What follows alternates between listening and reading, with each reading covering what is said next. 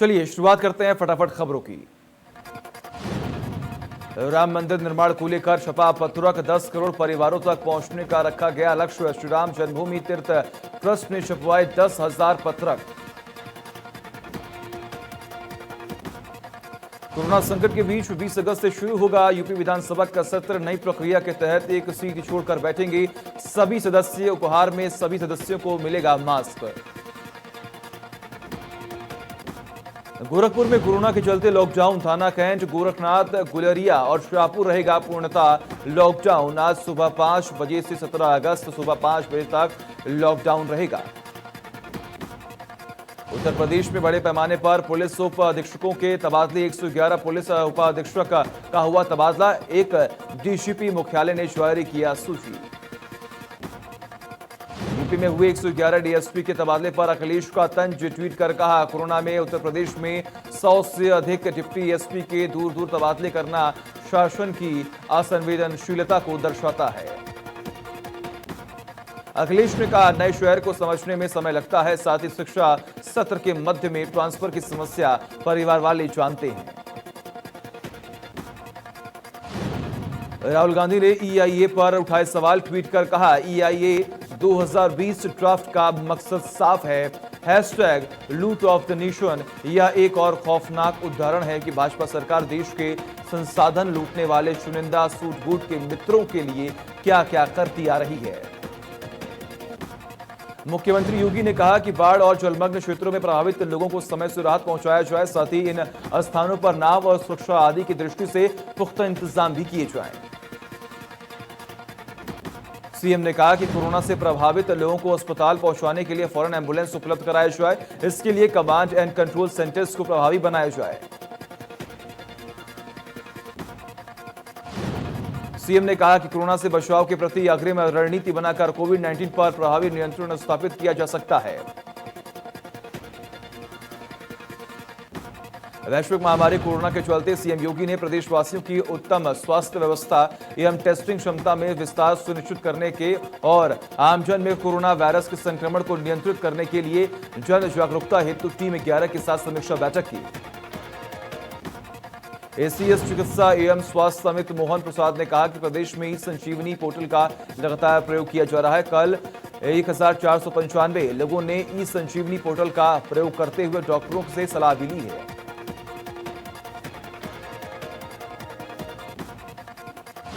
उत्तर प्रदेश के एसीएस चिकित्सा एवं स्वास्थ्य श्री अमित मोहन प्रसाद ने कहा, सीएम ने चिकित्सा शिक्षा विभाग को यह निर्देश दिया है कि प्रदेश के सभी मेडिकल कॉलेज में आईसीयू के बेडों की संख्या दोगुनी की जाए।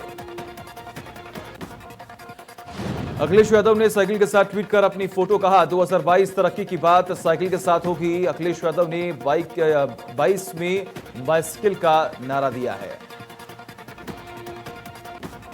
बस्ती में शासनाधीश के नियमों के खिलाफ प्राइमरी स्कूल के ड्रेस खरीद में किए गए घोटाले की खबर इंडिया न्यूज ने प्रमुखता से चलाई, जिसके बाद हड़कंप मच गया। बीजेपी विधायक संजय प्रताप जायसवाल ने इस मामले को लेकर कहा, जिस तरीके से शासन की नीति के खिलाफ ड्रेस खरीद में गोलमाल किया, उससे साफ जाहिर होता है कि विशेष फर्म को फायदा पहुंचाने के लिए बीएससी और सीडीओ के मिलकर स्कूल ड्रेस की आपूर्ति कराई है। फतेहपुर में दशकों से चले आ रहे खूनी खेल का अंत नहीं हो रहा। ताजा मामला खकेरू गांव का है, जहां प्रधानी की रंजिश में ग्राम प्रधान के बेटे को हमलावरों ने गोली मार दी। कानपुर के थाना नरवल क्षेत्र के अंतर्गत ग्राम दलपतपुर में गोली चलने से नरेश उत्तम की लड़की की गोली लग गई और सूत्रों से मिली जानकारी के अनुसार गोली मारने वाला व्यक्ति संजय शुक्ला बीजेपी के कार्यकर्ता है। बुलंदशहर के खुर्जा देहात थाना क्षेत्र में दो पुत्रों ने मिलकर अपने पिता की गला दबाकर हत्या कर दी। पुलिस ने दोनों पुत्रों को गिरफ्तार कर लिया है और शव को अपने कब्जे में लेकर पोस्टमार्टम के लिए भिजवा दिया है। बस्ती के महर्षि वरिष्ठ मेडिकल कॉलेज में कोरोना काल में करीब 5 महीने के दौरान 8 संक्रमितों की मौत हो गई। इनमें से 5 को सांस फूलने की शिकायत थी, लेकिन मेडिकल कॉलेज में 18 वेंटिलेटर होने के बावजूद एक भी मरीज को इसकी सुविधा नहीं मिली। मेडिकल कॉलेज प्रशासन का मानना है कि वेंटिलेटर पर जाने वाले अधिकतर मरीजों की मौत हो जाती है, इस कारण उन्हें वेंटिलेटर पर नहीं रखा गया है। राजधानी लखनऊ में कोरोना से और लोगों की मौत हो गई है। राजधानी में लगातार बढ़ रहा कोरोना संक्रमितों का आंकड़ा। लखनऊ में 3 और संक्रमितों की हो चुकी है मौत। प्रयागराज में कोरोना का कहर जारी है। कोरोना संक्रमित 3 मरीजों की हुई है मौत। जिले में कोरोना से अब तक 75 लोगों की हो चुकी है मौत। आगरा में 2 सिरफिरे युवकों ने घर के बाहर खड़ी कार के शीशे तोड़ दिए। शीशे तोड़ने के बाद युवक हुए फरार। युवकों की करतूत सीसीटीवी कैमरे में हुई कैद। अमरोहा में अंतर्राष्ट्रीय तस्कर गिरोह का भांडाफोड़ हुआ है। अमरोहा में दिल्ली की क्राइम ब्रांच और अमरोहा की पुलिस के ज्वाइंट ऑपरेशन में 50 करोड़ की चंदन की लकड़ी बरामद कर ली है। जालौन में कोरोना का कहर जारी है। जिले में मिले 23 नए मरीज। कुल कोरोना पॉजिटिव मरीजों की संख्या हो चुकी है 796। 5 अगस्त को अयोध्या में भगवान राम के भूमि पूजन के बाद शिकोहाबाद में एक लेखपाल को पटाखे फोड़ना भारी पड़ गया। दरअसल भूमि पूजन के बाद लेखपाल ने खुशी का इजहार करते हुए पटाखा फोड़ा तो स्थानीय पुलिस घर से उठाकर थाने ले गई और जमकर उससे पीटा। पहाड़ों में लगातार हो रही बारिश का असर रामनगर में भी देखने को मिल रहा है। रामनगर के बरसाती नाले उफान पर आ गए हैं। मसूरी में भारी बारिश के बाद भूस्खलन से रास्ते बंद हो गए हैं। साथ ही भारी जेसीबी भी पलट गई। हल्द्वानी में भारी बारिश से जनजीवन प्रभावित। पहाड़ों में हुई बारिश से मैदानी क्षेत्रों में नदियां का जलस्तर लगातार बढ़ता ही चला जा रहा है। जालौन में पुलिस की पिटाई से आहत लड़की ने फांसी लगाकर की खुदकुशी। पूरा मामला उरई नगर इलाके का है। छेड़छाड़ से आहत होकर लड़की ने घर में फांसी लगाकर अपनी जान दे दी। आत्महत्या करने के बाद परिजन और स्थानीय लोगों ने कोतवाली पहुंचकर जमकर हंगामा काटा। कानपुर के बीच सड़क पर लोग आपस में भिड़ गए और उसके बाद जमकर लात और घूंसे भी चले, जिसके बाद कई लोग गंभीर रूप से घायल भी हुए। कानपुर में काशीराम अस्पताल में 2 मरीजों की मौत हो गई। एक मरीज के परिजनों ने जमकर हंगामा भी काटा। अमरोहा में पति ने अवैध संबंधों के शक में पत्नी की गला काटकर हत्या कर दी और आरोपी ने हत्या के बाद खुद को थाने जाकर सरेंडर भी कर दिया। एटा के कोतवाली इलाके में मकान में युवक का शव पाइप से लटका हुआ मिला। स्थानीय लोगों की सूचना पर पुलिस ने युवक अपने कब्जे में ले लिया है और परिजनों को सूचना दे दी है। घटना के बाद मौके पर पहुंची पुलिस ने शव को अपने कब्जे में लेकर पोस्टमार्टम के लिए भिजवा दिया है और जांच शुरू कर दी है। उन्नाव के अशकैन कोतवाली इलाके में फिर दिखा रफ्तार का कहर। परिवहन निगम की बस ट्रक से टकराई। हादसे में बस ड्राइवर की हुई मौत। लखनऊ के बंथरा बाजार इलाके में तेज रफ्तार का कहर देखने को मिला। अनियंत्रित टैंकर दुकान में जा घुसा। हादसे में एक युवक की मौके पर ही मौत हो गई। महोबा के सदर कोतवाली इलाके में ट्रक और बाइक के बीच में जोरदार टक्कर हो गई। हादसे में महिला की ट्रक से कुचलकर मौत हो गई। फतेहपुर में हुसैनगंज थाना इलाके में खाना खाते समय करंट की चपेट में आने से युवा दंपत्ति की मौत हो गई। घटना की जानकारी होते ही ग्रामीणों की भीड़ जुट गई। लखनऊ के सरोजनी नगर में 1 लाख का इनामी बदमाश हनुमान पांडे को यूपीएसटीएफ ने किया ढेर। मुख्तार अंसारी गैंग का बड़ा शूटर था हनुमान पांडे। बीजेपी विधायक कृष्णानंद राय हत्याकांड में आरोपी था हनुमान पांडे और आपको बता दें कि मुख्तार अंसारी और मुन्ना बजरंगी का बहुत ही करीबी था। नोएडा पुलिस और बदमाशों के बीच हुई मुठभेड़। इस दौरान 2 बदमाशों को लगी गोली। दोनों बदमाशों को अस्पताल में कराया गया भर्ती। इटावा के बरतौना मार्ग थाना इलाके में पुलिस और बदमाशों के बीच हुई मुठभेड़। हिस्ट्री शीटर सुशांत घायल। 3 दिन पहले सुशांत ने की थी किसान की हत्या। फिरोजाबाद पुलिस ने ऑनलाइन ठगी करने वाले गिरोह का किया पर्दाफाश। आरोपी अमित सक्सेना को पुलिस ने किया गिरफ्तार। आरोपी ट्रक पर कई जिलों में 11 से ज्यादा मुकदमे हैं दर्ज। 6 कंपनियों का डायरेक्टर बना बैठ रहा था यह आरोपी। अमित सक्सेना पर हजारों करोड़ों की ठगी का है आरोप। कानपुर देहात के मूसनगर थाना इलाके में संदिग्ध परिस्थितियों में ज्वली महिला। पत्नी को बचवाने में पति भी झुलसा। रामपुर पुलिस अधीक्षक शगुन गौतम के पीआरओ और थाना सिविल लाइन प्रभारी समेत कई थानेदारों के सीयूजी नंबरों पर एक के बाद एक कई अंतर्राष्ट्रीय फोन कॉल आए। पुलिस अधीक्षक शगुन गौतम ने आनन फानन में मुकदमा दर्ज करके उन नंबरों को ट्रेस करने के लिए कई टीमें लगा दी हैं ताकि इन लोगों को जल्द से जल्द पकड़ा जा सके। भारत सरकार ने बाराबंकी पुलिस ने खुलासे के संज्ञान लेते हुए तारीफ के पुल बांध दिए और देश भर के एक एडवाइजरी जारी कर बाराबंकी पुलिस की तरफ खूब बड़ाई की है। पुलिस ने 27 जुलाई को कछुए के मांस की तस्करी का भांडाफोड़ किया था। यह खुलासा देश में पहली बार हुआ था और इसमें 120 किलो कछुए का मांस सहित 6 आरोपियों को गिरफ्तार कर लिया गया है। भारत सरकार के पर्यावरण मंत्रालय के अंतर्गत आने वाली संस्था wild life crime control bureau ने वन विभाग सहित पूरे देश में एक एडवाइजरी जारी करते हुए उसमें बाराबंकी की घटना का उल्लेख किया है। बागपत में पुलिस और आबकारी विभाग ने नकली शराब बनाने वाली फैक्ट्री का भांडाफोड़ किया। पुलिस को मौके से बड़ी मात्रा में अवैध शराब बरामद की गई। पुलिस ने 4 शराब तस्करों को भी गिरफ्तार कर लिया। उनसे पूछताछ में कई अहम सुराग भी हाथ लगे हैं। बलिया में घाघरा नदी खतरे के निशान से ऊपर बह रही है। बलिया की 4 तहसीलों के 34 गांव प्रभावित हो चुके हैं।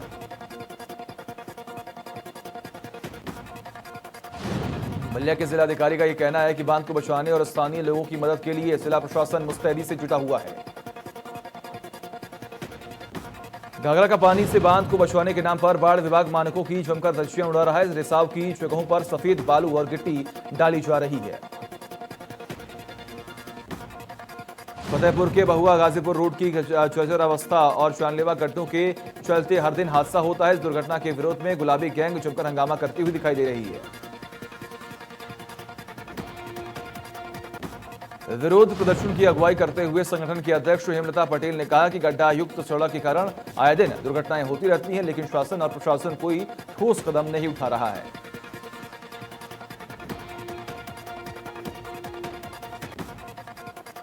आगरा में मौसम ने अचानक करवट ले ली और लोगों को भीषण गर्मी से राहत मिल गई। बच्चे सड़कों पर निकलकर बारिश का मजा लेते हुए नजर आए हैं। अचानक हुई बारिश से आगरा का तापमान काफी नीचे गिर गया, जिससे लोगों को गर्मी से काफी राहत मिली है। मसूरी विधायक गणेश जोशी ने कांग्रेस पर हमला बोलते हुए कहा कि कांग्रेस मुद्दा विहीन हो चुकी है, जिसको लेकर लगातार सवाल कर रही। उन्होंने कहा कि प्रधानमंत्री नरेंद्र मोदी के नेतृत्व में भाजपा द्वारा किए गए सभी वादों को पूरा कर दिया गया है। गणेश जोशी ने कहा कि राम जन्मभूमि निर्माण को लेकर कांग्रेस राजनीति कर रही है। उन्होंने कहा कि राहुल गांधी हमेशा राम मंदिर के खिलाफ रहे हैं। वहीं उनके पिता राजीव गांधी द्वारा वोट बैंक के लिए राम मंदिर के दरवाजे खुलवाए गए थे। उत्तराखंड में हरीश रावत के गैरसैंण पहुंचने के बाद राज्य सरकार को ग्रीष्मकालीन राजधानी के मसले पर घेरने का कांग्रेस को पूरी तरह मौका मिल गया। नेता प्रतिपक्ष इंदिरा हृदयेश का यह कहना है केवल अपनी पार्टी के नजरिए से राजनीतिक घोषणा कर मुख्यमंत्री ने गैरसैंण को ग्रीष्मकालीन राजधानी बनाने की बात कह दी, लेकिन वहां धरातल पर कोई कार्य नहीं हो रहा है। अगस्त क्रांति दिवस के मौके पर हरिद्वार में कांग्रेस सेवादल कार्यकर्ताओं ने यहां के भगत सिंह चौक स्थित महात्मा गांधी पार्क में सभा की। इस मौके पर सेवादल कार्यकर्ताओं ने महात्मा गांधी को याद करते हुए कहा कि देश को एक बार फिर से क्रांति की जरूरत है। मसूरी मंसाराम क्रिकेट मैदान में बच्चों के बीच फुटबॉल खेलने को लेकर दो पक्षों में जमकर मारपीट हो गई। देखते ही देखते विवाद में बड़े लोग भी शामिल हो गए। रामनगर में कोरोना के संक्रमण के चलते बंद बाजारों को खोलने के लिए व्यापारी और प्रशासन आमने सामने आ गए हैं। रुड़की की दनौरी पुलिस ने हत्या के मामले में फरार चल रहे एक अभियुक्त को तेलीवाला तिराहा दनौरी से गिरफ्तार करने के बाद सफलता हासिल की है।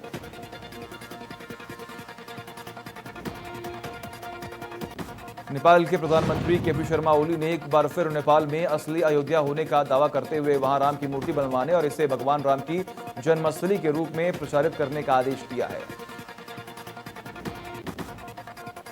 ओली ने कहा कि सभी सबूत यह साबित करते हैं कि भगवान राम का जन्म नेपाल की अयोध्यापुरी में हुआ था, भारत में नहीं।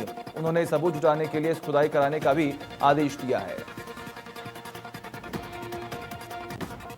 पूर्व क्रिकेटर और बीजेपी सांसद गौतम गंभीर ने मुख्यमंत्री अरविंद केजरीवाल पर निशाना साधा है। गंभीर ने आम आदमी पार्टी के नेताओं को आड़े हाथों लेते हुए सीएम केजरीवाल पर भी कसा है तंज।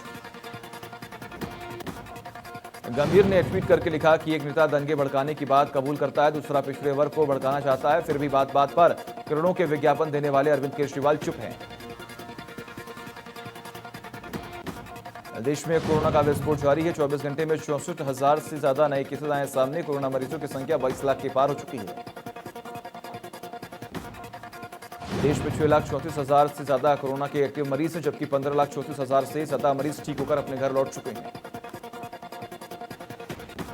उत्तर प्रदेश में तेजी से बढ़ रहा है कोरोना मरीजों का आंकड़ा। पिछले 24 घंटे में 4,687 नए मरीज आए हैं सामने। उत्तर प्रदेश में कोरोना वायरस के चलते एक दिन में 45 लोगों की हो चुकी है मौत। प्रदेश में 47,000 के करीब कोरोना एक्टिव केसेस सामने आए हैं।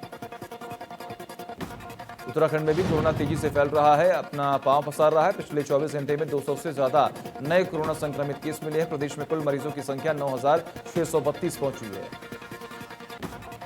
प्रदेश में कोरोना एक्टिव केस की संख्या 3,000 से ज्यादा है, जबकि कोरोना के चलते 125 लोगों की अब तक हो चुकी है मौत। महाराष्ट्र में कोरोना अपना कहर बरपा रहा है। पुणे में पिछले 24 घंटे में कोरोना के 12,000 से ज्यादा नए मामले आए हैं सामने। कोरोना से अब तक 17,757 लोग की हो चुकी है मौत। महाराष्ट्र में कोरोना एक्टिव केस की संख्या 1,45,558 है। कोरोना वायरस से ठीक होकर 3,51,710 लोग ठीक हो चुके हैं और अपने घर लौट चुके हैं। तमिलनाडु में कोरोना के मरीजों की संख्या तेजी से बढ़ी। पिछले 24 घंटे में 6,000 से ज्यादा नए मरीज आए हैं सामने। आंध्र प्रदेश में तेजी से बढ़ रहा है कोरोना मरीजों का आंकड़ा। आपको बता दें, पिछले 24 घंटे में 10,000 से ज्यादा नए संक्रमित केसेस आए हैं सामने। प्रदेश में कुल कोरोना मरीजों की संख्या 2,27,000 के पार है। कर्नाटक में भी कोरोना तेजी से पैर पसार रहा है। पिछले 24 घंटे में 6,750 नए मामले आए सामने, जबकि कुल मरीजों की संख्या 1,78,087 के पार पहुंचा है। देश की राजधानी दिल्ली में भी कोरोना का कहर लगातार जारी है। पिछले 24 घंटे में 1,300 नए मामले आए सामने। दिल्ली में मरीजों की संख्या 1,45,427 पहुंची है। बिहार में तेजी से बढ़ रहा है कोरोना मरीजों का आंकड़ा। पिछले 24 घंटे में 3,934 मरीज आए हैं सामने। कुल कोरोना संक्रमितों की संख्या लगातार बढ़ती जा रही है।